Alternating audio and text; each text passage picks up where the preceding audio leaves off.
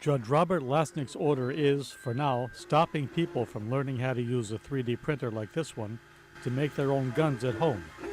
The ruling puts on hold the Trump administration's settlement last month with this man, Cody Wilson, who in 2013 posted plans online for a printable gun. For me, it's a demonstration of really radical equality.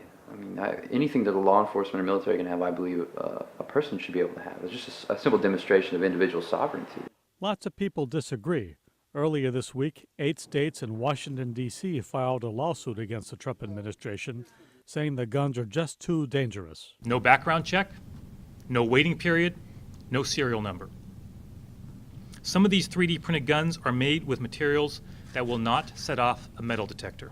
Coming to a theater near you, coming to a school near you, coming to a sports stadium, to any public place, these ghost guns are the new wave of American gun violence.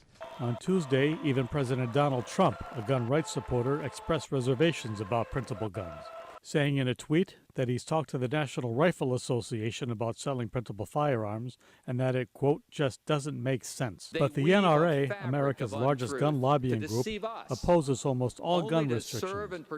It says the printable guns provide freedom and innovation.